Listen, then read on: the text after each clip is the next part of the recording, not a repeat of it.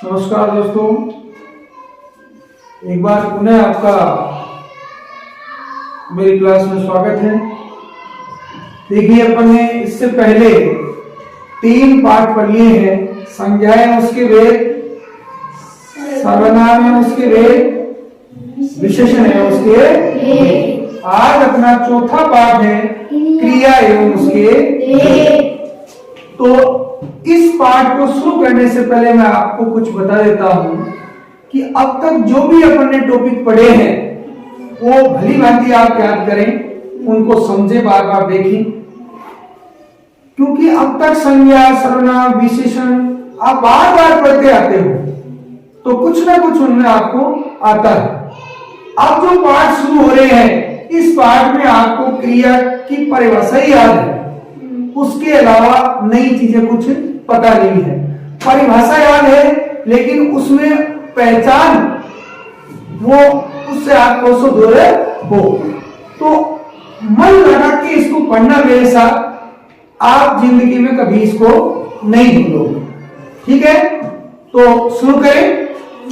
क्रिया, तो हमेशा की भांति सर्वप्रथम अपन जो क्रिया है उस क्रिया का क्या जानेंगे? अर्थ। क्या जानेंगे? क्रिया का अर्थ। देखो, मैंने आपको संज्ञा का अर्थ बताया, याद है? क्या होता है? नाम। सर्वनाम का क्या अर्थ होता है? सभी का नाम या सबका नाम। विशेषण का क्या अर्थ होता है? बोलो। विशेषता बताने वाला। विशेषता बताने वाला। वैसे ही ये क्रिया जो है, इस क्रिया का अर्थ है करना। क्या है? करना। क्रिया का अर्थ है करना। याद लीजिएगा, क्रिया का अर्थ पूछा जाए आपसे तो बताना है करना। क्रिया का अर्थ होता है करना। अब कुछ इससे संबंधित, क्रिया से संबंधित अपन परिभाषा पढ़ने से पहले कुछ एक बातें पढ़ते हैं जो जीवन में बहुत जरूरी है इस टॉपिक से संबंधित। ठीक है, पहली बात हमने पढ़ ली क्रिया का अर्थ। क्या पढ़ लिया? क्रिया का अर्थ। तो दूसरी बात बेटा इसमें है कि क्रिया के बिना, क्रिया के बिना, क्रिया के बिना कोई भी वाक्य, कोई भी वाक्य पूर्ण नहीं होता। इस बात को समझना बेटा, क्रिया के बिना कोई भी वाक्य पूर्ण नहीं होता। देखो, महत्वपूर्ण बात है, यानी ऐसा कोई वाक्य होगा ही नहीं जिसमें क्रिया नहीं हो। अगर उस वाक्य में क्रिया नहीं है तो वो वाक्य आपका क्या माना जाएगा? अधूरा माना जाएगा। वो क्या नहीं होगा? पूर्ण नहीं होगा, यानी पूरा नहीं होगा। ठीक है, फिर देखो, वाक्य में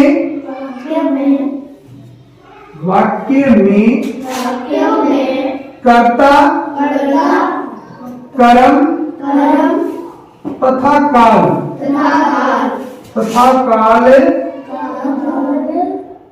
का निर्धारण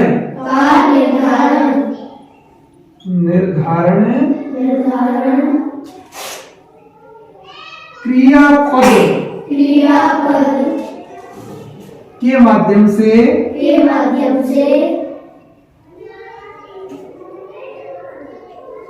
होता है। देखो, ये भी नई बात है ना आपके लिए, बहुत महत्वपूर्ण बात है कि क्रिया के अंदर जो भी अपन कोई वाक्य पढ़ते हैं उस वाक्य में हमें पता है कर्ता भी होता है। कर्ता यानी काम को करने वाला, जिसको अपन दूसरे रूप में संज्ञा सर्वनाम कह देते हैं। होता तो वही, काम को वही करता है संज्ञा सर्वनाम, या फिर विशेष से कह देते हैं। वो करता ही तो है, काम को करने वाला ही तो कर्ता, फिर कर्म, यानी वो क्या काम कर रहा है, वो क्या काम कर रहा है कर्ता, वो कर्म तथा काल, इनका निर्धारण क्रियापद। जो वाक्य में क्रिया शब्द आता है ना, पद किसे कहते हैं? मैंने पद लिखा, शब्द भी लिख सकता था। देखो, मैंने कहा बाजार, राम, एक एक बोल रहा हूं तब तक ये शब्द है। लेकिन जैसे मैंने कहा राम बाजार जाता है, तो अब इस वाक्य में जितने शब्द हैं ना उनको शब्द नहीं बोल के अपन क्या बोलेंगे? पद बोलेंगे। यानी वाक्य में प्रयुक्त प्रत्येक शब्द ही क्या कहलाता है? पद कहलाता है। वाक्य में प्रयुक्त प्रत्येक शब्द ही पद कहलाता है। यानी वाक्य में जितने शब्द आते हैं उन सारे शब्दों को अपन क्या कहते हैं? क्या कहते हैं? पद। ठीक है, तो इसका मतलब क्रियापद यानी वो शब्द है, उस शब्द को ही क्या कहेंगे? पद कहेंगे। तो क्रियापद के माध्यम से होता है। किनका निर्धारण? कर्ता, कर्म और काल। काल यानी वर्तमान काल है, भूतकाल है या भविष्य काल है। तीन काल होते हैं ना, भूत, वर्तमान और भविष्य। इनका निर्धारण क्रियापद के माध्यम से ही होता है। अगली बात शब्द को उदाहरण द्वारा समझाऊंगा आपको। पहले देखिए, इसके बाद देखो, इसके बाद एक बात आती है। देखो हिंदी जो है, अपन हिंदी पढ़ रहे हैं ना, तो हिंदी भाषा की जननी यानी माता, जन्म देने वाली। हिंदी भाषा की जननी संस्कृत है। बात आई है समझ में? हिंदी भाषा की जननी क्या है? संस्कृत है। तथा संस्कृत में क्रिया रूप को धातु कहते हैं। क्या कहते हैं? धातु कहते हैं। बात आई समझ में? अपनी जो भाषा है हिंदी, इस हिंदी भाषा की जो जननी है, यानी अपनी हिंदी भाषा कहां से निकल गई? संस्कृत। इससे संस्कृत से निकल के आई। तो हिंदी भाषा की जननी क्या है? संस्कृत है। तथा संस्कृत में क्रिया रूप जो है उसको क्या कहते हैं? धातु कहते हैं। अपन हिंदी में तो उसको क्या कह देते हैं? क्रिया कह देते हैं, और संस्कृत में उसको क्या कहते हैं? धातु। आगे बात। तो धातु यानी जो हिंदी है क्या है? हिंदी क्रियापदों का जो मूल रूप है वो धातु है। हिंदी क्रियापदों का मूल रूप क्या कहलाता है? धातु कहलाता है। तो अपन ये बात लिख सकते हैं, हिंदी क्रियापदों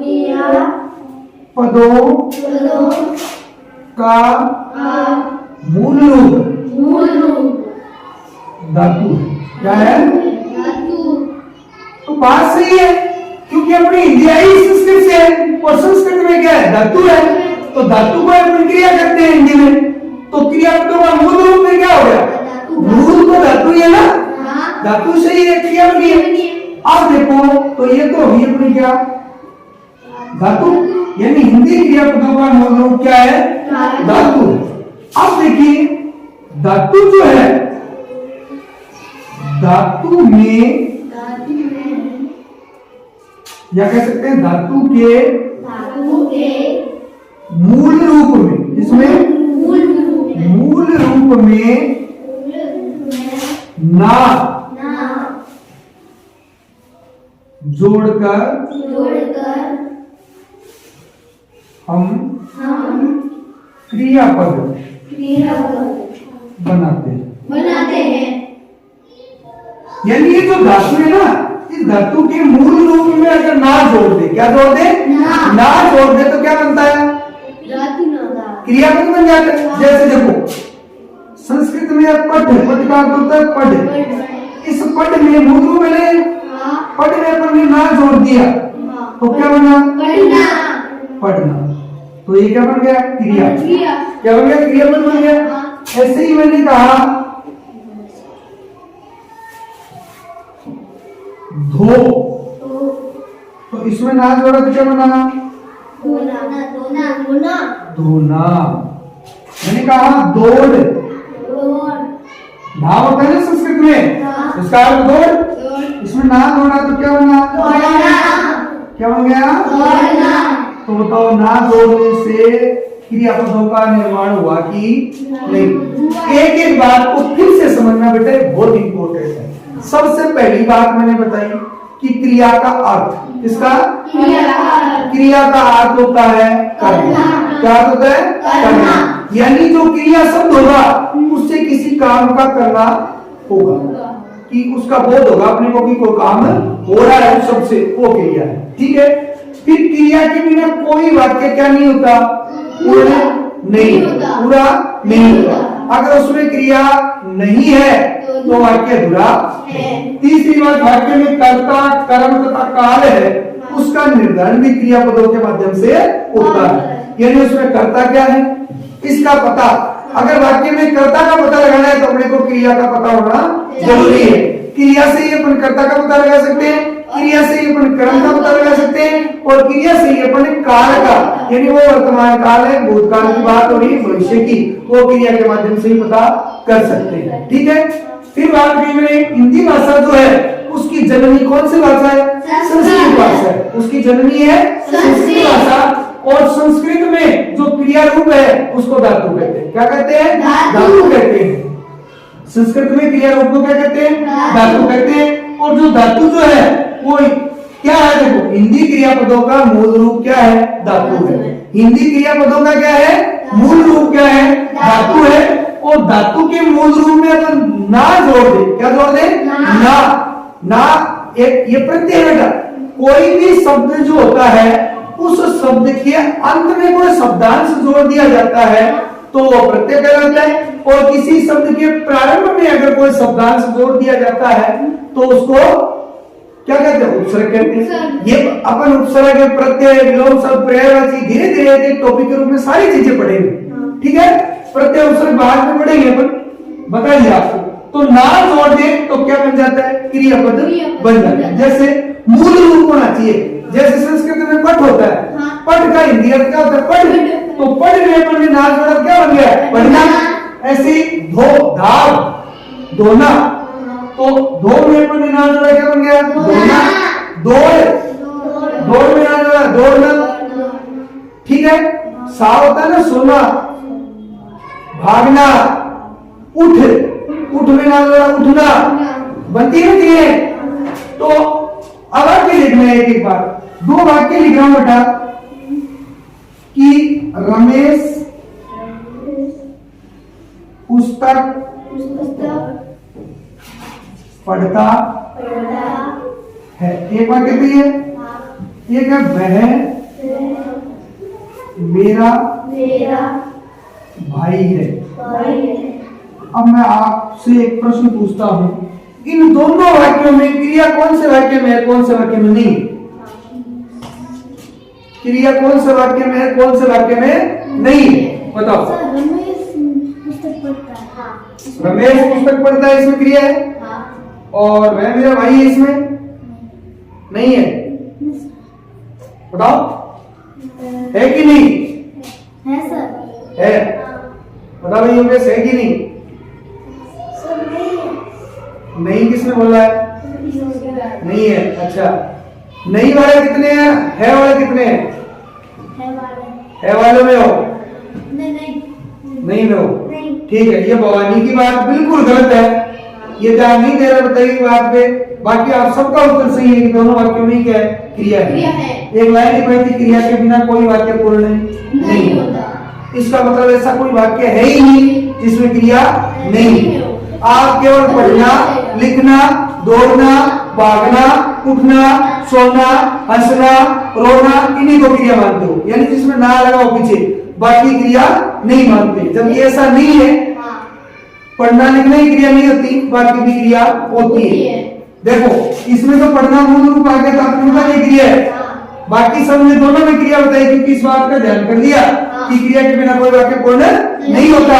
लेकिन एक उत्तर आ गया भवानी का, ये कह रहे हैं कि इसमें क्रिया नहीं है, जबकि इसमें भी क्रिया है। इसमें क्रिया कौन सी है? क्या है? आप अंग्रेजी में पढ़ते हो ना, मेन वर्ब और हेल्पिंग वर्ब। तो is, are and was verb. Is का अर्थ क्या होता है? आर का अर्थ क्या होता है? वाज का अर्थ क्या होता है? था। तो ये क्रिया नहीं होती क्या? तो यहाँ पर जब यहाँ है देर खैर, तो ये तो मेन वर्ब है, यानी मुख्य क्रिया क्रिया पढ़ना, इसकी सहायता कर रही है, तो ये सहायक क्रिया। लेकिन यहाँ जब मुख्य क्रिया आई नहीं है तो ये हेल्पिंग वर्ब भी क्या है, मुख्य क्रिया है। ये यहाँ पर क्या है, मुख्य क्रिया है, था, गी, गा, ये सब में लगे होते हैं ना, तो क्रिया है कि नहीं? क्योंकि कोई भी वाक्य क्रिया के बिना पूर्ण नहीं होता। आगे बात समझो, ध्यान रखना, कोई भी वाक्य डाल दे, क्रिया पूछे कौन से में कौन से में नहीं है, तो आपका उत्तर होना चाहिए सभी में है, क्योंकि बिना क्रिया के कोई वाक्य पूरा नहीं होता है। आगे ध्यान रखना इस बात का। तीसरी बात, वाक्य में कर्ता, कर्म तथा काल का निर्धारण क्रिया के द्वारा ही होता है। कैसे? जैसे मैंने कहा पढ़ता है, पढ़ता है तो क्रिया में कौन पढ़ता है? रमेश। तो कर्ता पता चल गया ना, कर्ता का और रमेश करता है। क्या पढ़ता है? पुस्तक पढ़ता है, तो कर्म है कि नहीं? तो कर्ता का कर्म का किससे पता चला? पढ़ना क्रिया से ही पता चला। सीधा रमेश पुस्तक, इससे पता थोड़ा चलता है रमेश पुस्तक पढ़ता है। पढ़ने का काम कौन कर रहा है? रमेश। तो काम करने वाला करता होता है। अब रमेश क्या काम कर रहा है? पुस्तक पढ़ने का। पुस्तक पढ़ रहे ना, तो पुस्तक क्या होगा? कर्म हो गया। कर्ता के द्वारा किया जाने वाला काम कर्म है, और वाक्य में काम करने वाला करता है, तो दोनों का पता किससे चला? क्रिया से। क्रिया पता नहीं होता तो अपने को पता नहीं चलता। दूसरी बात, काल जो है उसका निर्धारण किससे होता है? देखो, रमेश पुस्तक पढ़ता है, इसका मतलब वर्तमान की बात हो रही है। रमेश पुस्तक पढ़ता था, तो भूतकाल की बात हो रही है। रमेश पुस्तक पढ़ेगा, भविष्य की बात हो रही है। तो क्रिया से पता चल रहा है, था लग रहा है, है लग रहा है, का की लग रहा है, तो भूत, वर्तमान और भविष्य तीनों की बात, तीनों पता चल गया ना। तो वाक्य में कर्ता, कर्म तथा काल का निर्धारण किनके माध्यम से होता है? क्रिया के माध्यम से। उदाहरण से अपने समझ लिया। उसके बाद हिंदी भाषा में संस्कृत है, संस्कृत में क्रिया रूप को क्या कहते हैं? धातु कहते हैं। और धातु जो है उस मूल रूप में अगर अपन ना जोड़ दें तो क्या बन जाएगा? क्रिया शब्द बन जाएगा। पता चल गया? यहाँ तक कोई दिक्कत? साफ कर रहा हूं। आगे की बात देखिए, इससे आगे की बात देखते हैं बेटा। आगे की बात है, मैंने अभी आपसे एक बात कही कि धातुओं में ना जोड़ दे तो ना जोड़ने से क्रियापदों का निर्माण होता है।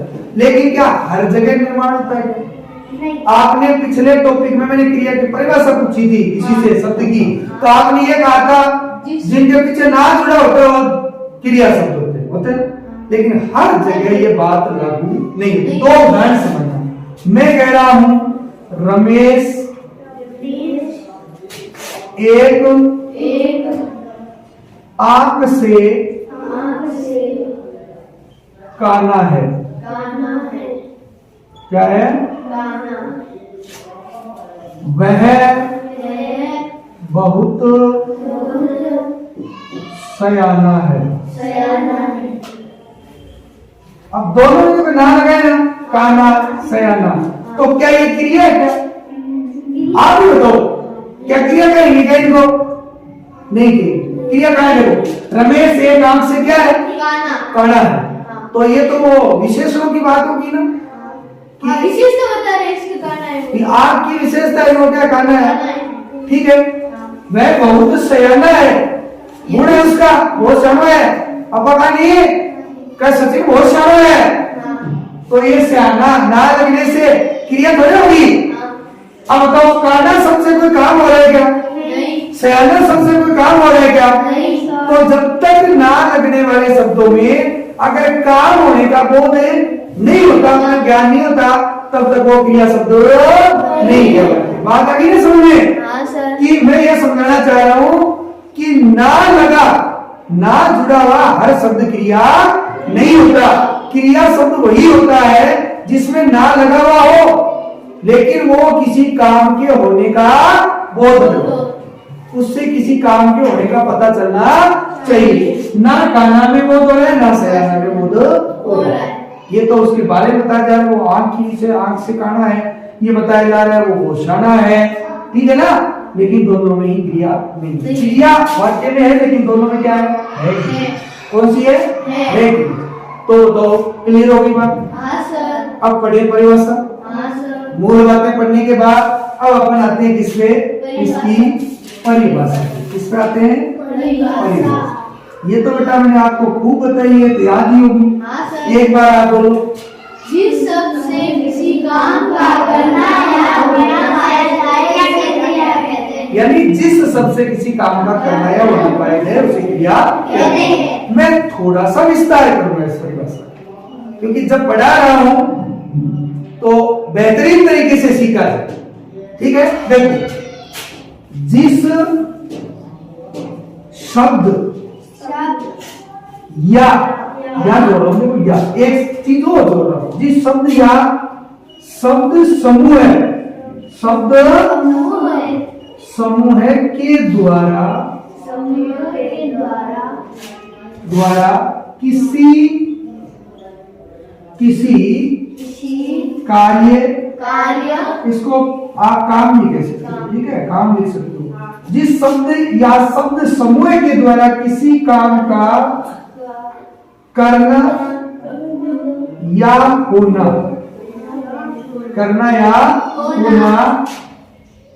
पाया जाए उसे क्रिया कहते हैं। क्रिया कहते हैं, क्योंकि कै पहले है, रे बाद में है। ठीक है, जैसे अब ये पूछे तो आप आते ही है, पढ़ना, लिखना, दौड़ना, सोना, हंसना, खेलना, आदि, इतने लिखता हूँ, क्योंकि तो दुनिया भर के शब्द होंगे। देखो बेटा, ये परिभाषा समझना, ये बहुत इंपॉर्टेंट। आज तक आपने रट के याद कर ली, लेकिन रटने के बाद इसमें कुछ समझने वाली बातें हैं। बहुत इंपॉर्टेंट टॉपिक है ये, और बढ़िया से समझ में आ गया तो जिंदगी में नहीं भूलो, ठीक है ना। तो देखो क्या है, जिस शब्द या शब्द समूह के द्वारा किसी, अब मैंने कहा आपने इतना लिखा था जिस शब्द, अब मैंने यहाँ लगा के शब्द समूह लिख दिया। क्या लिख दिया? या तो एक शब्द होगा वाक्य में, या शब्दों का समूह। जैसे देखो अपन एक क्रिया पढ़ते हैं, जैसे मैंने कहा वह पढ़ता है, पढ़ना एक ही शब्द है क्रिया। मैंने कहा वह पढ़कर सो गया, तो पढ़ा, पढ़ना, सोना और गया चला। वह पढ़कर चला गया, मैंने ये कहा, देखो वाक्य देखिए, वह एक तो वह पढ़ता है, ठीक है। फिर मैंने कहा वह पढ़कर चला गया, तो देखो यह पढ़ता है, एक शब्द ये क्रिया, लेकिन यहाँ पढ़ना, चलना, जाना, तीन हो गए। तो एक ही वाक्य में एक ही शब्द आना जरूरी, तो या तो एक शब्द वाला आएगा वाक्य, या क्रिया के समूह आएगा शब्दों का, जिसे संयुक्त क्रिया कहते हैं। क्या कहते हैं? संयुक्त क्रिया, यानी बहुत सारी क्रियाएं एक साथ शब्दों द्वारा किसी काम का करना या होना। देखो यहाँ पढ़ने का काम हो रहा है, या पढ़कर और चलने, दोनों काम का बोल रहे, पहले पढ़ा फिर चला गया। फिर देखो मैंने अभी बताया ना आपको, रमेश मेरा भाई है। फिर वह एक डॉक्टर है। तो देखो इन वाक्यों में लगा क्रिया का पता नहीं चलता आपको। देखो दो बातें हैं, आज तक अपन ने आज पढ़ा था ना करना, क्रिया का, तो करने वाले बात में ध्यान दिया कि पढ़ना, लिखना, दौड़ना, भागना, इनसे तो काम का पता चल रहा है अपने होने का, तो क्रिया शब्द है। ऐसे वाक्य आ गए तो बोले क्रिया है बेटा, सब में है, क्योंकि यहाँ करना, या इस या का मतलब क्या है, या तो वाक्य में करने की बात होगी, या फिर करने की नहीं होगी तो होने की बात होगी। इसकी बात होगी होने की। इन वाक्यों में करने की बात है, वो पढ़ रहा है, चल रहा है, सारे काम हो रहे हैं ना। लेकिन यहाँ मेरा भाई है डॉक्टर, को काम तो हो रहा है, इसमें होने की बात है। दूसरी बात है ना होना, कि वो मेरा भाई है, वह एक डॉक्टर है, होने की बात है। तो एक तो अंग्रेजी में आप पढ़ते हो ना, एक तो होता है एक्शन, एक तो एक्शन, एक क्या होता है सिचुएशन। एक्शन यानी काम का होना, सिचुएशन यानी स्थिति, सिचुएशन यानी स्थिति। तो दोनों बातें ना, तो क्रिया भी है एक्शन और सिचुएशन दोनों। तो बेटा करने वाली बात ये तो एक्शन है, काम हो रहा है, लेकिन यहाँ पर इनमें भी क्रिया है, क्योंकि इनमें काम नहीं हो रहा, लेकिन ये क्या है सिचुएशन है, स्थिति है, होना। तभी तो क्रिया, नहीं तो इतने ही कह देता जिस शब्द या सब समुदाय किसी काम का करना पाया जाए उसे क्रिया कहते हैं। करना या होना जोड़ने की कहा जरूरत थी, तो ये होना सिचुएशन, ये स्थिति है, ये एक्शन है, ठीक है। तो इनमें भी क्रिया कौन सी होती है, ये है, था, थी, गा, गी, ये ना, ये हो। तो बेटा बताओ यहाँ तक समझ में आ गया? हमारी भाषा आराम से समझ में आ गई? ओके। अब अपन पढ़ते हैं क्रिया जो है उस क्रिया के भेद। क्या पढ़ते हैं? क्रिया के भेद। इस डायग्राम को बहुत अच्छे से समझना, बहुत ही जरूरी है। क्रिया के बहुत बढ़िया तरीके से समझना, यह आपके बहुत काम आएगा, ठीक है। क्रिया के भेद बताओ, आपसे पूछता हूं क्रिया के कितने भेद होते हैं? दो। आपके हिसाब से दो भेद होते हैं। अच्छा नाम बताओ तो कौन कौन से होते हैं? सहकर्मक और कर्मक, यही है ना। आज से अपनी थ्योरी को बदलना। क्रिया के दो ही भेद नहीं होते, क्रिया के कई आधार पर कई भेद, कई आधार पर कई। जैसे इस डायग्राम को पढ़ते हैं, ठीक है, बढ़िया से समझना इस डायग्राम को। देखो पहला है कर्म के आधार पर। किसके आधार पर? कर्म के आधार पर। किसके आधार पर? कर्म के आधार पर। और कर्म के आधार पर मुख्यतः इसके कितने भेद होते हैं? दो। याद रखो, जब कर्म के आधार पर क्रिया के भेद पूछे जाए तो कितने? दो। किसके आधार पर? कर्म के आधार पर। अब वो कर्म के आधार पर दो कौन कौन से देखो, एक तो है अकर्मक, अकर्मक क्रिया, और दूसरा है सकर्मक क्रिया। अब जो आपने उत्तर दिया ना बेटा, वो ये दिया था, किसके आधार पर दिया था? कर्म के आधार पर। क्रिया के कितने भेद होते हैं? दो। आपसे पूछा जाए कर्म के आधार पर क्रिया के भेद होते हैं, तो आप बताना कर्म के आधार पर क्रिया के मुख्यतः दो भेद होते हैं, अकर्मक क्रिया और सकर्मक क्रिया। अब फिर जाएंगे, सकर्मक क्रिया के फिर दो भेद होते हैं, ठीक है। एक होता है एक कर्म, एक कर्मक, एक कर्मक क्रिया। दूसरा होता है द्विकर्मक, द्विकर्मक क्रिया। सर एक का मतलब एक, हाँ द्वि का मतलब दो, जिसमें दो कर्म होंगे द्विकर्मक, जिसमें एक कर्म होगा वो एक कर्म। तो देखो कर्म के आधार पर पूछे जाए तो क्रिया के मुख्यतः कितने भेद होते हैं? दो भेद, सकर्मक और अकर्मक। सकर्मक के फिर कितने भेद? दो भेद, एक कर्मक और द्विकर्मक क्रिया। अब दूसरा आधार होता है बेटा, ये तो कर्म के आधार पर थे, दूसरा आधार होता है संरचना के आधार पर। संरचना के आधार पर। अब संरचना की जगह कई किताबों में प्रयोग एवं रचना के आधार पर नाम आ सकता है। किस आधार पर आ सकता है? प्रयोग एवं रचना के आधार पर नाम आ सकता है। तो ये संरचना के आधार पर बेटा 8 भेद होते हैं। कितने भेद होते हैं? 8 भेद होते हैं। अब वो कौन कौन से देखो बताता हूं आपको। 8 भेद है। पहला है सामान्य क्रिया। कौन सा? सामान्य क्रिया, ध्यान देना। दूसरा है संयुक्त क्रिया। कौन सा है? संयुक्त क्रिया। तीसरा है प्रेरणात्मक क्रिया। प्रेरणात्मक क्रिया। चौथा है पूर्वकालिक क्रिया। पूर्वकालिक क्रिया।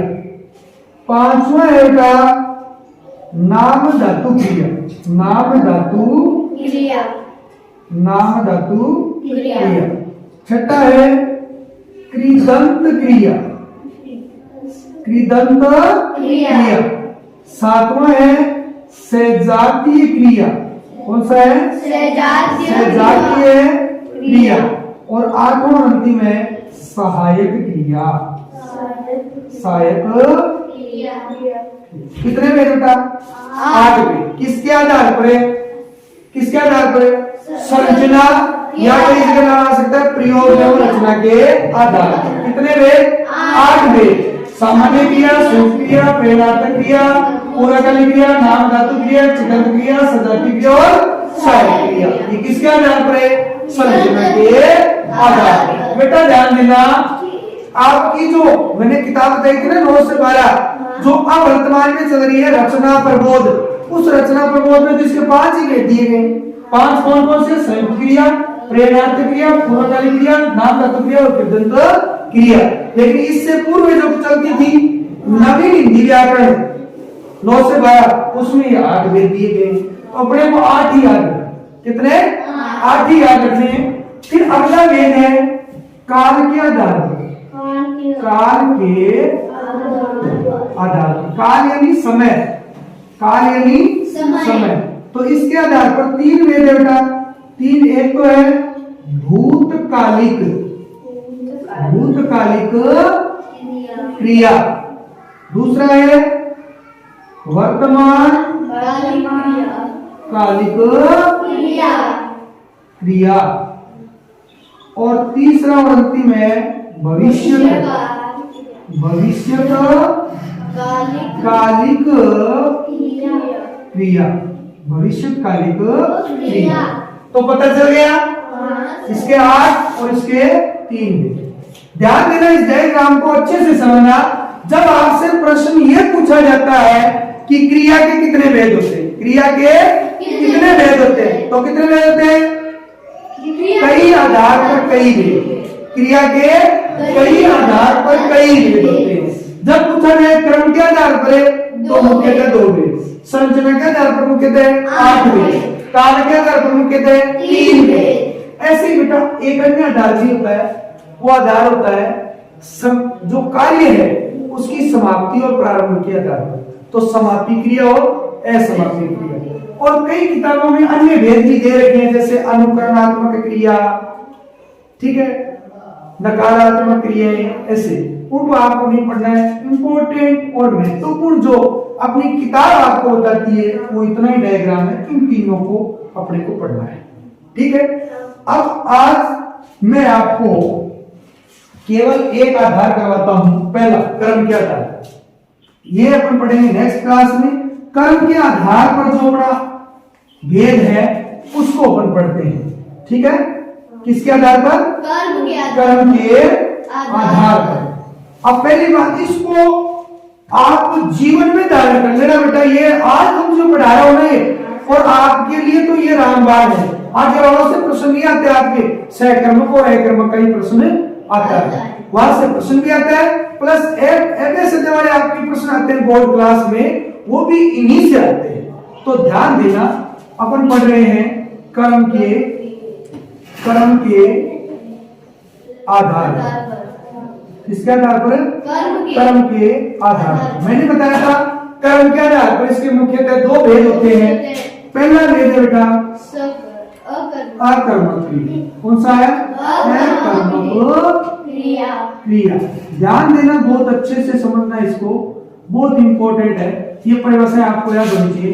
देखो नाम से ही पता है, फिर कर्म। का अर्थ होता है नहीं, या होता है रहित, ठीक है। और कर्म का अर्थ कर्म। तो इसका मतलब जो कर्म रहित हो, जिसमें कर्म नहीं हो, जिसमें कर्म नहीं। देखो कर्म दोनों में आएगा, सहकर्मक और अकर्मक कॉमन है, दोनों में। कर्म शब्द दोनों में कॉमन है, लेकिन उसमें सह लगा है, इसमें ए लगा है। अब किसमें कर्म है किसमें नहीं है, ये लफड़ा बैठने के लिए एक चीज याद रखो, ए लगा है, ए का अर्थ होता है नहीं, ए का अर्थ होता है नहीं। इसका मतलब जिसमें कर्म नहीं है वो अकर्मक है, और जिसमें कर्म है वो सहकर्मक है। ए का मतलब नहीं, सह का मतलब सहित, सह का मतलब सहित, तो कर्म सहित सहकर्म, कर्म रहित है कर्म। तो देखिए, तो सीधी सी बात है, परिभाषा क्या है कि वे क्रियाएं जिनमें कर्म प्रयुक्त नहीं होता तथा क्रिया के व्यापार का फल जो है, फल यानी प्रभाव, क्रिया के व्यापार का प्रभाव सीधा किसमें पड़ता है, कर्ता। जब कर्म होगा ही नहीं तो कर्ता क्यों पड़ेगा, तो उसे अकर्मक क्रिया कहते हैं। तो परिभाषा होगी वे क्रियाएं जिनमें कर्म प्रयुक्त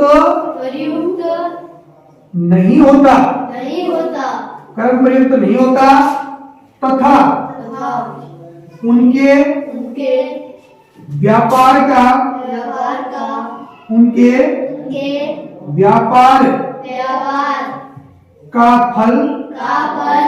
फल यानी प्रभाव, फल को क्या कह सकते हैं, प्रभाव, उनके व्यापार का फल सीधा कर्ता पर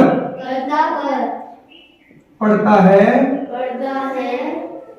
उन्हें अकर्मक क्रिया कहते हैं, उन्हें अकर्मक क्रियाएं कहते हैं। ठीक है, जैसे देखो, रोना, सोना, हंसना, ठीक है, दौड़ना, ठीक है ये। अब देखो, एक शब्द इसमें याद रख लेना, परिभाषा तो ये याद रखनी पड़ेगी, लेकिन एक आप अपने याद करने की दृष्टि से सहज या स्वाभाविक, सहज या स्वाभाविक क्रियाएं, सहज या जो स्वाभाविक क्रिया होती है बेटा, वो अकर्मक क्रिया होती है। अब सहज स्वाभाविक का मतलब क्या है, करना नहीं पड़ता, अपने आप हो जाती है। जैसे देखो, अभी आप शांति से पढ़ रहे हो, लेकिन मैं जैसे एक चांटा लगा दूं, एक को खड़ा एक लाफा दिया, वो रोने लग गया, तो बताओ रोना उसने कैसे शुरू किया? क्या मैंने कहा था कि तू रो? नहीं। क्या किसी ने कहा था कि तू रो? नहीं। वो सहज स्वाभाविक क्रिया थी, एक चांटा लगा, उसके मन में वो भाव आए और रोने लग गया। बेइज्जती होगी मेरे दूसरों के सामने, वो रोना शुरू कर देता है, तो सहज स्वाभाविक क्रिया। हंसना, आप शांति से पढ़ रहे हो, और जैसे ही मैंने को चुटकुला सुना दिया, आपकी हंसी अपने आप ऊपर आती है, नहीं बात आती है, तो सहज है ना वो क्रिया, सहज स्वाभाविक क्रिया। सोना, मैं कहूं तू सो जाएगा क्या? लेकिन जैसे ही नींद आती है तो अपने आप महसूस होता है नींद आ जाती है, सो सहज स्वाभाविक क्रिया है। हंसना बता दिया, रोना, सोना, दौड़ना। अब ये बात बताओ, आप यहाँ से जा रहे हो, बैठे हो, आप दौड़ना शुरू कर दोगे क्या अपने आप? नहीं। लेकिन आप बाहर जा रहे हो, मान लो कोई कुत्ता आ गया, आप भागना शुरू करोगे कि नहीं करोगे? तो ये सहज स्वाभाविक क्रिया थी ना, कुत्ते को देखते ही, तो सहज स्वभाव है ही अपना, स्वाभाविक अपने आप हो जाती है, होती है नहीं? गति के नियम, एक चुटकुला है, गति का नियम पढ़ते ना, तो गति के कितने 3 नियम दिए थे, तो चौथे नियम का आविष्कार यही था कि जैसे ही कोई कुत्ता किसी व्यक्ति के पीछे हो जाता है तो उसकी सापेक्ष गति है वो दोगुनी हो जाती है। ये गति का चौथा है, नहीं मजाक की दृष्टि से है, तो सहज स्वाभाविक क्रिया है कि नहीं? तो देखो, सीता हंसती है, ठीक है, गीता दौड़ती है, तो ये हंसना, दौड़ना, ये सब क्रिया क्या है? अकर्मक क्रिया है। तो मूल रूप से परिभाषा ये है कि अकर्मक जिनमें कर्म नहीं हो, जिनमें कर्म नहीं हो। तो परिभाषा वे क्रियाएं जिनमें कर्म प्रयुक्त नहीं होता। अब कर्म प्रयुक्त नहीं होता तो उनके व्यापार का जो फल है वो सीधा किसमें पड़ता है? कर्ता को पड़ता है, तो उन्हें अपने कर्म क्रियाएं कहते हैं। जैसे सोना, रोना, हंसना, दौड़ना, ठीक है, गिरना, ये सब। सीता हंसती है, गीता दौड़ती है। कोई दिक्कत है क्या? समझ में आ गई? नहीं सर। दूसरी क्रिया पढ़ाओ। हाँ सर। तो इसका दूसरा भेद है बेटा आगे 2 नंबर, कौन सा? सहकर्मक क्रिया। एकर्मक अच्छे से समझ में आ गई? हाँ सर। ठीक है। अगला है 2 नंबर सहकर्मक क्रिया। सहकर्मक क्रिया।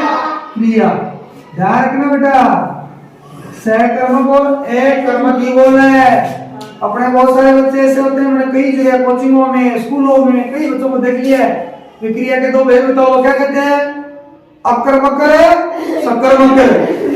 नाम क्या कहते हैं? अकर्मक और सकर्मक।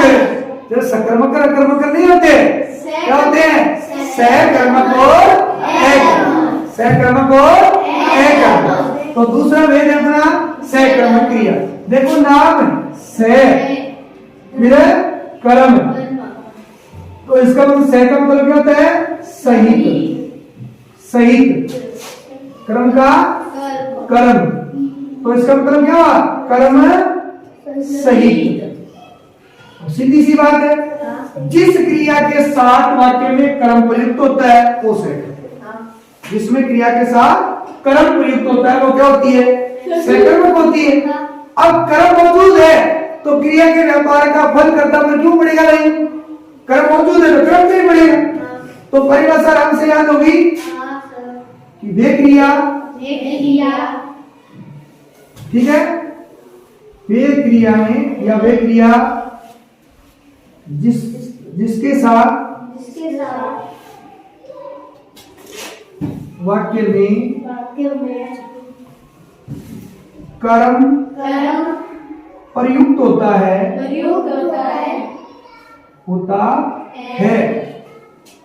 तथा जिसके व्यापार का फल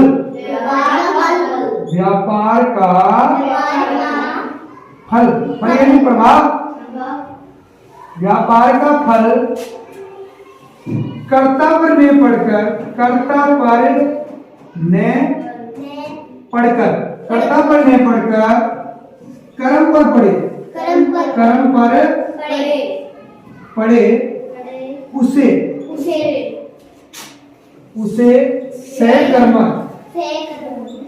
सहकर्मक क्रिया कहते हैं। बोलो बेटा, कोई दिक्कत है क्या? नहीं सर। ठीक है, जैसे एक दो यहाँ लिख लेते हैं, बाकी बाद में उदाहरण पढ़ते हैं। जैसे पढ़ना, ठीक है, लिखना, ठीक है, आदि इतने उदाहरण देखते हैं। जैसे देखो, रमेश पुस्तक पढ़ता है। मोहन पत्र लिखता है।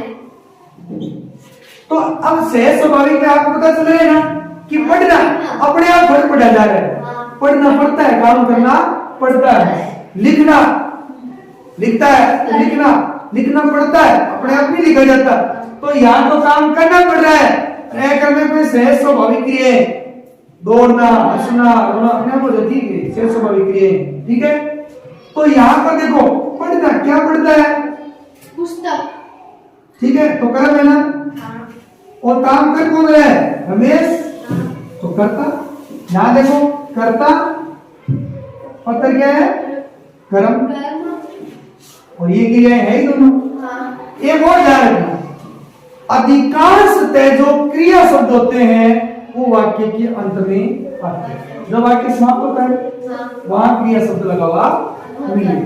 बोलो बेटा, यहाँ कोई दिक्कत है क्या? नहीं सर। कोई दिक्कत नहीं सर। अब इससे आगे बढ़ते हैं अपन। ये पता चल गया, यानी कर्म सहित जिसमें कर्म होता है वो सहकर्मक। तो जिस क्रिया के साथ वाक्य में कर्म प्रयुक्त होता है तथा जिसके द्वारा व्यापार का फल कर्ता पर नहीं पड़ के किसमें पड़े?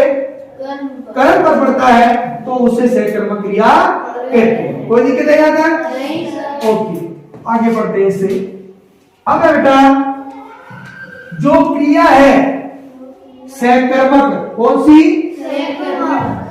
सहकर्मक क्रिया के भेद। सहकर्मक क्रिया के भेद। भेद। अभी बताए थे कितने भेद होते हैं सहकर्मक के? 2। बेटा कौन कौन से होते हैं? एक कर्मक क्रिया और दिव्य कर्मक और कर्मक क्रिया। एक कर्मक क्रिया और द्विकर्मक क्रिया। एक कर्मक और द्विकर्मक क्रिया। देखो नाम से ही पता है एक, नाम से ही पता है द्वि यानी 2 कर्म। अब ये कर्म सहकर्मक के भेद होंगे क्योंकि कर्म आ रहा है, अकर्मक में तो कर्म होता ही नहीं है तो उसके भेद हो ही नहीं सकते। एक कर्मक क्रिया तो देखो सीधी सी बात है, एक काम करें कि जब वाक्य में क्रिया के साथ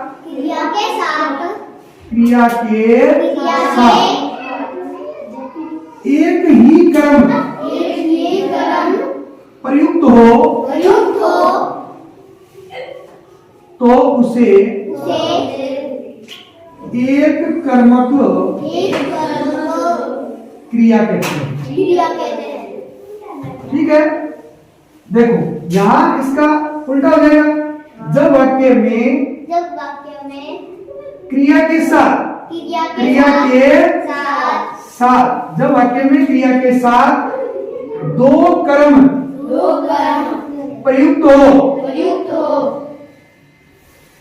तो उसे द्विकर्मक क्रिया कहते हैं। देखो दोनों के उदाहरण देखना, द्विकर्मक क्रिया कहते हैं। जैसे उदाहरण देखो यहाँ मैंने पहले उदाहरण लिखा था कई बार, रमेश पुस्तक पढ़ता है, राधा पत्र लिखती है। ध्यान देना। अब यहां एक ही देखो कार्य कौन कर रहा है? रमेश। पढ़ता क्रिया है। मैंने क्या कहा था? कर्ता कर्म का बताओ किससे लगाओगे? क्रिया से। तो पढ़ता है कौन? रमेश। तो कर्ता हो गया। क्या करता है? पुस्तक। एक ही क्रम है। ठीक। देखो राधा लिखती है, कौन लिख रही है? राधा। क्या लिख रही है? पत्र। एक ही है ना क्रम, तो एक एक क्रम है तो एक क्रम। लेकिन यहां देखो माता जी पुत्री से चाय बनवाती है। ध्यान दें। अब यहां देखो आप बता सकते हो अध्यापक जी छात्रों से पाठ पढ़वाते हैं। तो देखो क्रिया है ना, बनवाती है। कौन बनवाती है? माता। किससे? पुत्री से। क्या? चाय। 1 2। देखो पढ़वाते हैं कौन? अध्यापक जी। तो ये तो क्या है? कर्ता। लेकिन क्या करवा रहे हैं? छात्रों से। किससे? छात्रों से। क्या? पाठ। तो 2 कर्म हुए। तो जिस वाक्य में 2 कर्म आते हैं वो क्या है? द्विकर्मक। एक कर्म आता है वो एक। अब ध्यान दें, आप कर्म और कर्ता को पहचान कैसे सकते हैं? 3 प्रश्न करने। ध्यान दें, बहुत बढ़िया बात है।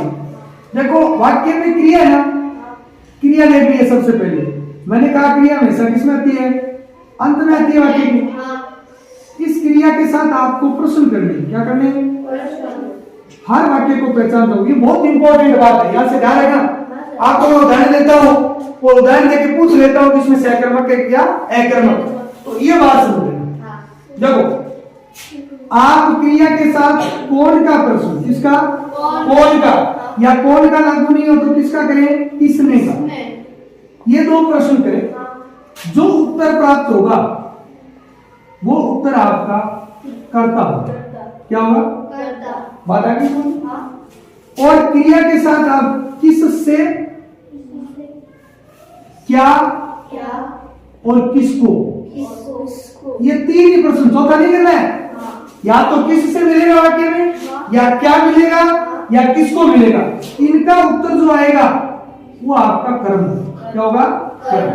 तो कर्ता कर्म की पहचान आ गई। सुन, वाक्य में कर्ता कौन सा होता है? कर्म। देखो यही वाक्य देखो, पढ़ना क्रिया ना, पढ़ना क्रिया के साथ अपन पहले प्रश्न करते हैं, कौन पढ़ता है? रमेश। कौन का उत्तर रमेश है ना, तो रमेश क्या होगा? करता। रमेश क्या होगा? करता। फिर मैंने कहा प्रश्न कीजिए, क्या पढ़ता है? तो क्या उत्तर क्या आया? पुस्तक। तो पुस्तक आपका क्या होगा? कर्म। आगे बढ़। ऐसे ही आप लिखती है, कौन लिखती है? तो क्या हो गया? कौन का उत्तर? करता। क्या लिखती है? तो क्या का उत्तर क्या होगा? कर्म। पता चल गया? यहां देखो, माता जी बनवाती, क्या कौन बनवाती है? तो कौन का उत्तर? करता। क्या बनाती है? चाय। कर्म। किससे बनवाती है? पुत्री से। देखो क्या, किससे, किसको। आगे बात सुनिए, तो किससे, दो कर्म हो गया, क्या और किससे। आगे देखो, कौन पढ़ाते हैं? अध्यापक जी। तो कौन का उत्तर है? करता। तो ये करता हो गया। क्या पढ़वाते हैं? पाठ, पहला क्रम।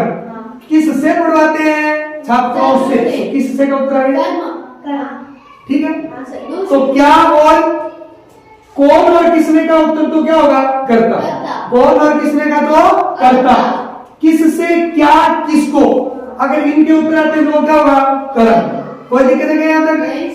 अब महत्वपूर्ण बात इससे आगे की करते हैं, बहुत इंपॉर्टेंट है। आपने कर्म और कर्ता पहचानना सीख लिया ना?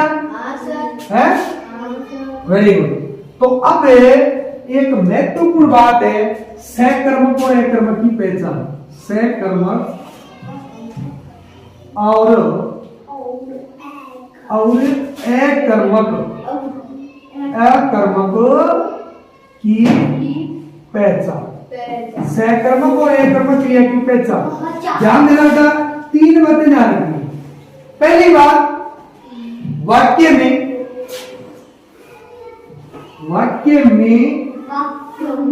प्रयुक्त क्रिया के साथ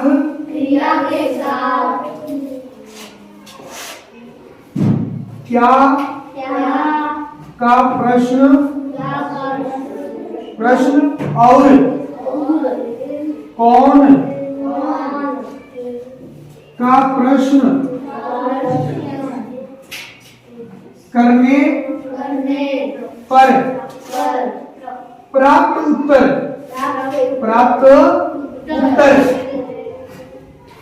अलग अलग है तो क्रिया सहकर्मक होगी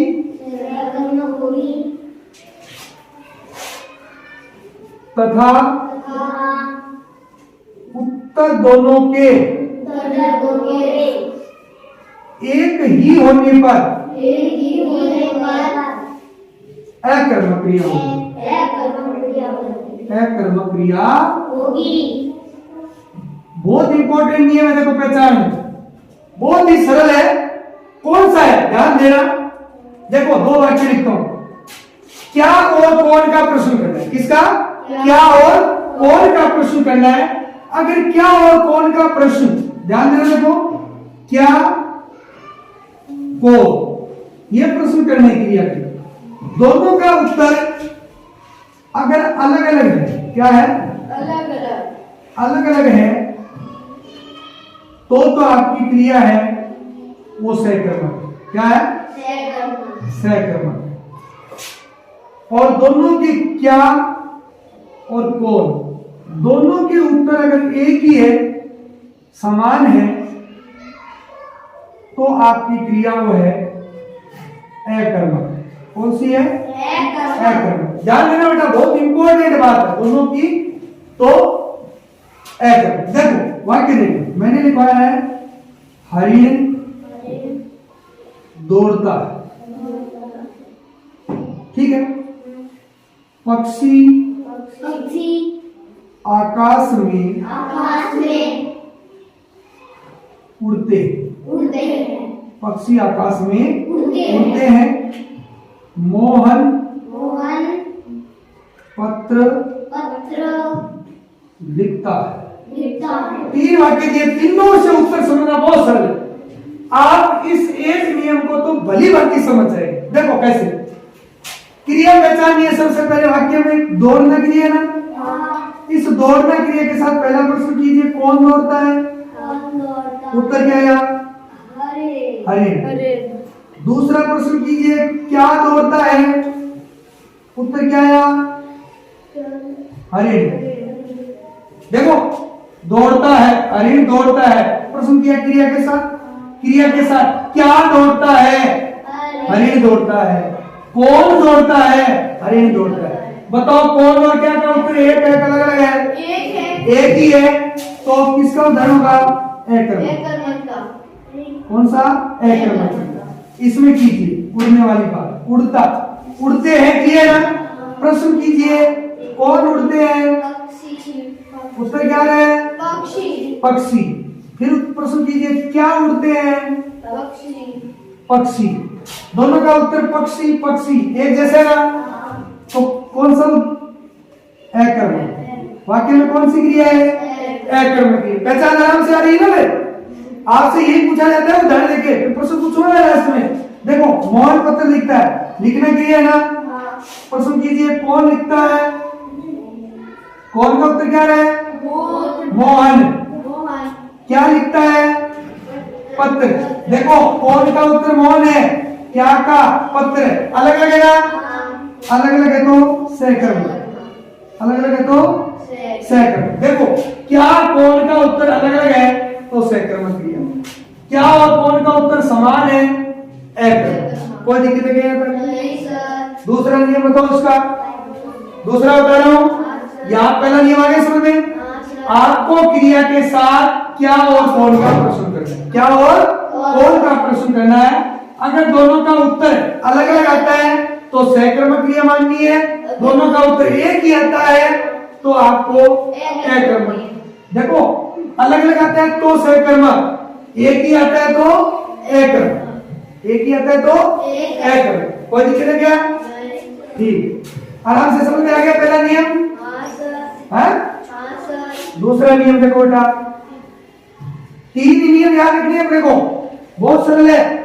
दूसरा है बेटा, जितनी भी प्रेरणार्थक क्रियाएं, प्रेरणार्थक क्रिया के उदाहरण,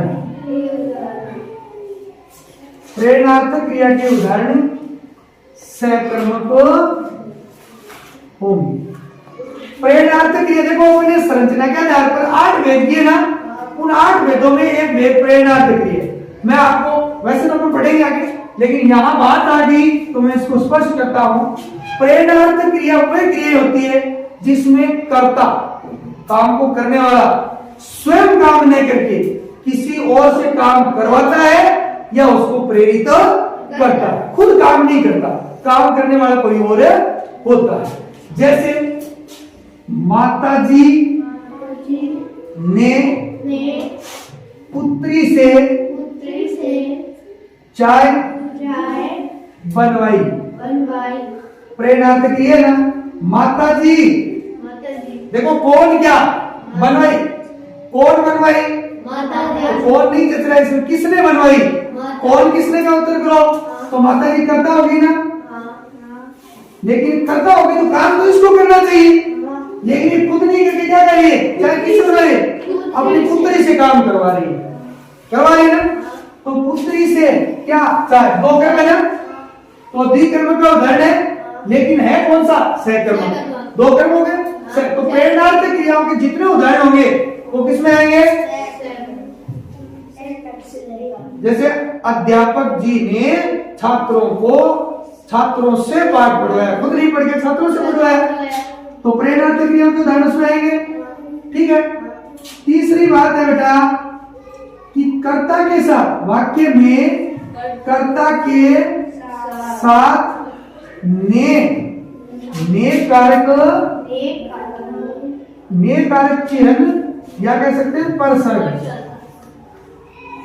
लगा हो तो वहां सहकर्मक क्रिया होगी। तो वहां क्या होगी? सहकर्मक क्रिया। देखो ने पर जैसे मैंने कहा, मैंने कहा, ठीक है। अध्यापक ने छात्रों को पाठ पढ़ाया। देखो इसमें प्रेरणार्थक नहीं है, क्योंकि किसने पढ़ाया? अध्यापक। अध्यापक काम स्वयं कर रहा है, किसी और से नहीं करवा रहा। किसको पढ़ाया? छात्रों को। कर है ना, करता है। घर में दोनों के उत्तर अलग है। एक तो देखो वही तरीका है, पहले नियम वाला बेस्ट है। पढ़ाया के साथ प्रश्न करो, किसने? तो अध्यापक ने। क्या आया? अध्यापक ने। क्या पढ़ाया? क्या का उत्तर है? पाठ। किसको? छात्रों को। तो द्विक्रमक तो है ही है, लेकिन क्या और कौन या किसने का उत्तर अलग अलग आ रहे ना, तो ये सहकर्मक है वैसी। लेकिन देखो कर्ता यहाँ पर अध्यापक है ना, उसके साथ क्या जुड़ा है? ने जुड़ा है। अगर कर्ता के साथ ने जुड़ा होता है तो वो सहकर्मक क्रिया ही होती है। तो बताओ बेटा, सहकर्मक क्रिया समझ में आ गई क्या? पहचान आ गई समझ में? अब इसकी अंतिम बात करते हैं आज की क्लास की अपन है। फिर मैं आपसे एक उदाहरण पूछ करके क्लास को विराम दूंगा। देखो एक तो होता है मुख्य, या मुख्य की जगह कह सकते हैं अपन प्रधान, प्रधान क्रम, और एक होता है गौण, गौण क्रम। इसकी क्या पहचान है कि दो क्रम आते हैं वाक्य में। एक कर्मक वाले में तो ये दोनों बात आएगी, द्विकर्मक में दो क्रम आते ना, तो दो क्रम आते हैं, तो उनमें से प्रधान या मुख्य कौन सा है, गौण कौन सा है? ठीक है, आप ध्यान देंगे। क्या का जो उत्तर प्रश्न करते हैं ना, आप इस क्या का जो उत्तर आता है वो तो आपका प्रधान या मुख्य क्रम। और गौण क्रम यानी किस से किसको, इसका जो उत्तर आएगा वो अपना क्या होगा? गौण क्रम होगा। जैसे एक उदाहरण देखो, बहुत बार बार अपन ने पढ़ा है। देखो, मोहन ने सरिता से पत्र लिखवाया। मोहन ने सरिता से पत्र लिखवाया। तो आप देखेंगे कि लिखवाया क्रिया है ना, इस लिखवाया क्रिया के साथ जैसे अपन ने प्रश्न किया, क्या लिखवाया? तो पत्र, ठीक है। किस से लिखवाया? तो क्या आया? सरिता से आया। और किसने? ये क्या आएगा? मोहन ने। तो देखो, किसने का मतलब तो मोहन क्या है? करता है। और क्या, ये दो उत्तर आ रहे हैं ना अपने पास, इसका मतलब द्विकर्मक का उदाहरण है, दो कर्म है। अब मैंने क्या कहा? क्या का उत्तर तो आपका क्या होगा? मुख्य या प्रधान क्रम। तो यहाँ पर पत्र तो क्या है आपका? प्रधान या मुख्य कर्म। और किससे या किसको? तो किससे सरिता, या आपका क्या है? गौण कर्म। तो ये मुख्य या प्रधान क्रम और गौण क्रम की बात भी आपके समझ में आ गई, बिल्कुल समझ में आ गई।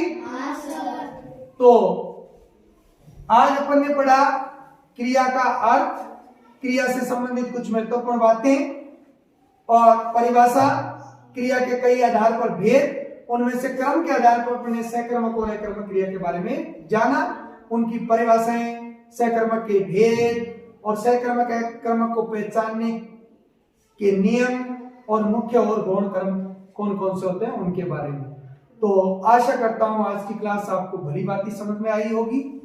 इससे आगे जो अपना पार्ट है संरचना या प्रयोग या रचना के आधार पर क्रिया के भेद और काल के आधार पर क्रिया के भेद, तो वो अपन पढ़ेंगे नेक्स्ट क्लास में। तब तक के लिए राम राम।